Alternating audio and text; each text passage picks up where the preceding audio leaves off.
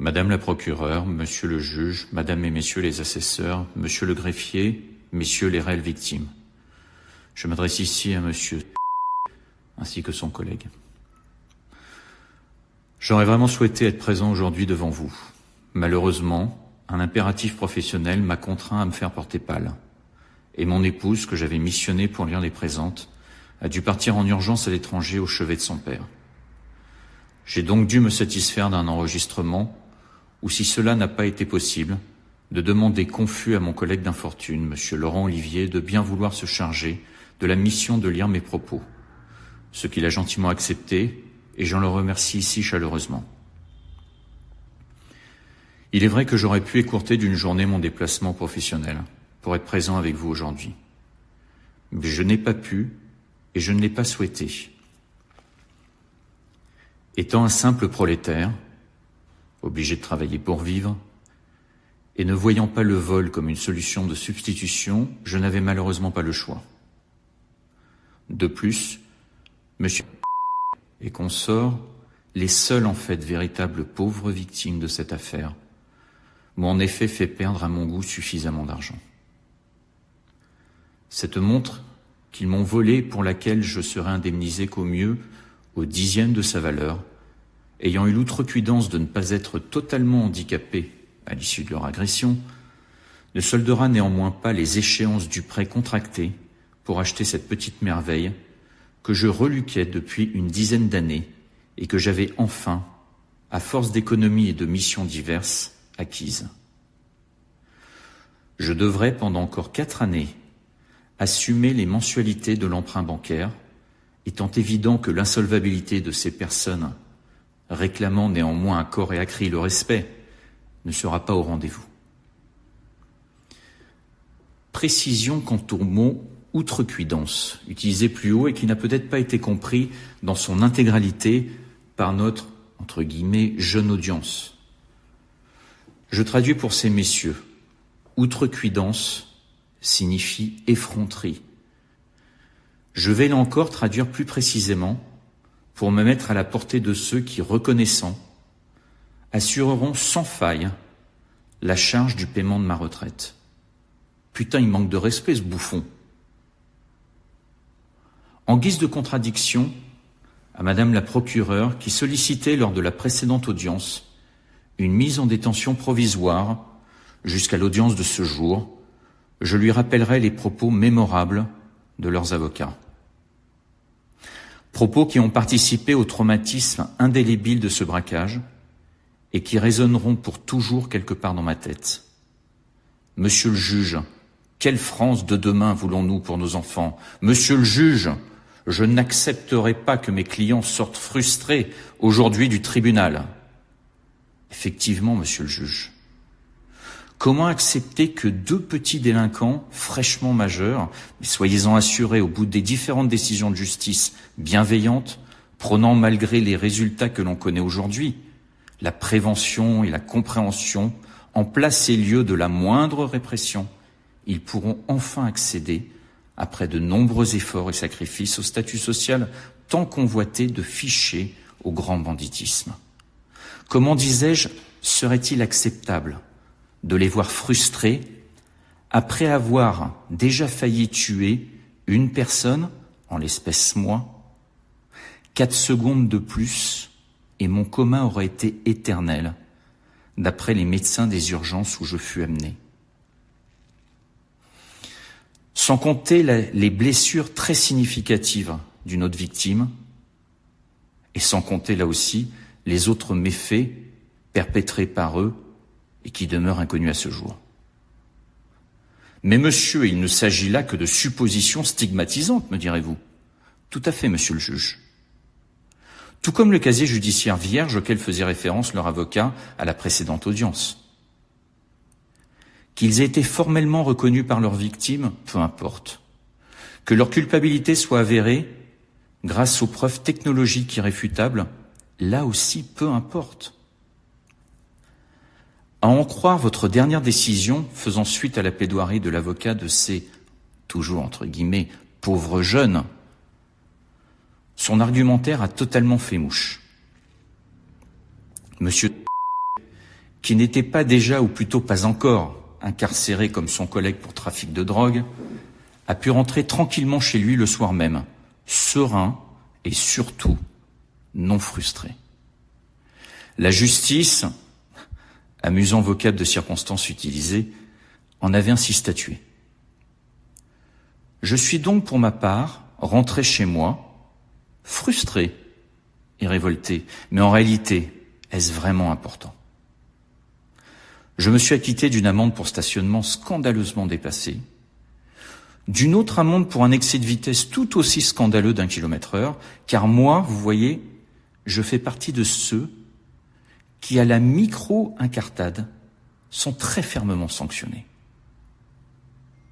Et j'ai enfin régularisé les frais de soutien scolaire de mon fils, l'école ne remplissant plus son devoir d'éducation, ne pouvant plus remplir son devoir d'éducation, les professeurs étant trop occupés à assurer la discipline dans leur classe, manque de discipline, insolence, insultes, émanant là encore de jeunes qui assument totalement leur impunité. Mais j'étais, et c'est là le plus important, heureux.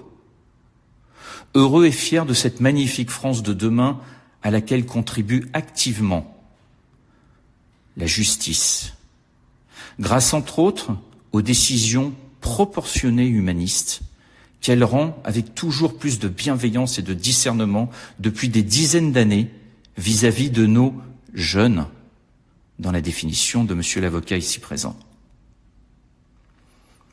La situation sociale et sociétale actuelle de la France est à elle seule la preuve irréfutable et sans appel de l'extrême efficacité, de la flagrante efficacité et réussite de cette direction adoptée par les homologues de la respectable Cour ici présente. Je ne parle même pas de la femme de mon ami d'infortune qui fut coincée dans sa voiture par le 3e courageux comparse et obligée de regarder impuissante son mari se faire taper, retaper et encore retaper par ces jeunes. Et ce jusqu'à temps que la montre, elle aussi acquise à la sueur de longues heures de travail, devienne la leur. Et je ne doute pas que mon collègue d'infortune, lui aussi est aujourd'hui heureux.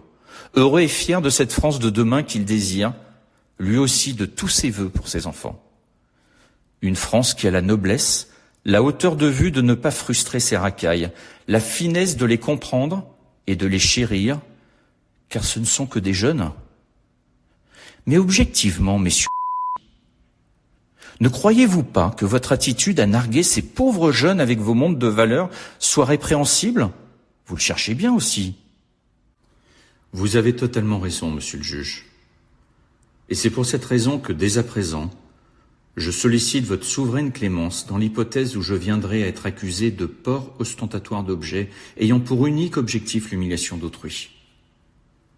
Enfin, ne tenant pas à prendre trop sur le précieux temps de votre honorable cour, je terminerai en vous précisant 2 points. Je ne suis pas, loin s'en faut, issu d'un milieu aisé. Je n'ai connu mon père qu'en situation de chômage, puis radié des listes, sans absolument aucune ressource financière ou couverture médicale digne de ce nom, conséquence de son vieil âge et de sa vie professionnelle exclusivement passée aux États-Unis, donc ne bénéficiant d'aucune retraite. Cette situation a perduré jusqu'à sa mort. Ma mère, simple chimiste de paillasse, gagnait suffisamment juste pour nourrir mon père et moi. À eux deux, mes parents gagnaient 1,5 SMIC, et ils refusaient, car ils ne voulaient pas, eux, être assistés, toute aide sociale ou allocation diverses. Je serais d'ailleurs particulièrement intéressé de savoir si les revenus du foyer familial où vit monsieur, complétés des différentes aides et allocations, ne dépassent pas très largement le SMIC et demi de mes parents. J'aurais donc pu, moi aussi, être un pauvre jeune. J'aurais donc pu, moi aussi, demander à être victimisé quels que soient mes actes, fussent-ils criminels, lâches et minables, et en être totalement disculpé pour ne pas dire légitimé. Mais non, j'ai voulu m'en sortir. J'ai travaillé à partir de l'âge de 16 ans, tous les week-ends, ainsi que durant la totalité de mes vacances, et ce sans exception, pendant 6 années. Cela m'a payé mes envies, mes futilités, mes vêtements, de beaux vêtements déjà, que des racailles à l'époque trouvaient honteux que je porte, et qu'ils m'ont, en toute logique, en partie volé. Et surtout, cela m'a permis de financer la totalité de mes études qui furent difficiles et longues. J'obtins d'ailleurs 2 Bac+6. J'avais en effet fait mon choix, celui de ne pas vendre ou consommer de la drogue, non pas que je n'en ai eu la possibilité ou les occasions, celui de ne pas spontanément et naturellement agresser des personnes pour leur voler ce qu'ils avaient acquis, plutôt que de travailler dur pour les acheter honnêtement. En un mot, j'avais fait le choix de ne pas être une merde et de ne pas représenter exclusivement une charge pour la société. Je peux donc, en toute légitimité, assumer totalement et sans aucune réserve le fait de mépriser au plus profond de mon être ces jeunes, ici présents face à moi. Je méprise tout chez eux, leur choix dont eux seuls sont responsables et en aucun cas quiconque d'autre. Je méprise totalement ce qu'ils représentent. Et pour résumer, je méprise tout ce qu'ils sont. En effet, quoi de plus lâche que de s'en prendre à 3 à une personne ou de l'étrangler par derrière? Je terminerai en me tournant vers vous, maître. Je m'adresse à l'honorable avocat de monsieur consort. À votre question, quelle société voulons-nous pour nos enfants? Je vous répondrai, je suis primaire, monsieur. Je souhaite simplement une société où la loi serait appliquée et une société où les citoyens tels que monsieur Olivier ou moi-même pourrions vivre simplement et en toute sécurité. Et si ceci devait passer par une détention à vie des racailles, eh bien il en serait ainsi. Je préfère 1000 fois des racailles emprisonnés à vie à des citoyens morts suite à la mise en liberté de racailles due à des décisions dégoulinantes de bien-pensance et bienveillance déplacée émanant de tribunaux déconnectés de la vraie vie. Et je me tournerai enfin vers vous, monsieur le juge. Au regard de votre dernière décision, lors de la précédente audience, et probablement au regard de la décision que vous rendrez aujourd'hui,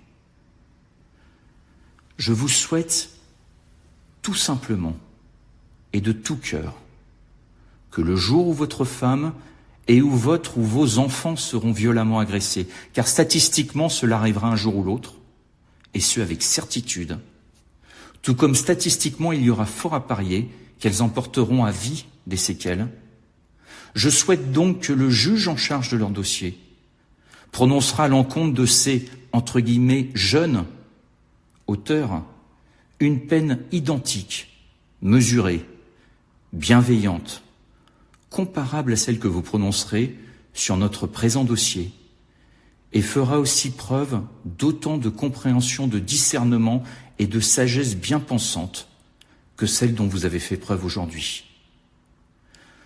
Je vous prie d'agréer, Madame la procureure, Monsieur le juge, Madame et Messieurs les assesseurs, Monsieur le greffier et Messieurs les réelles victimes, l'expression de ma très profonde et très respectueuse considération.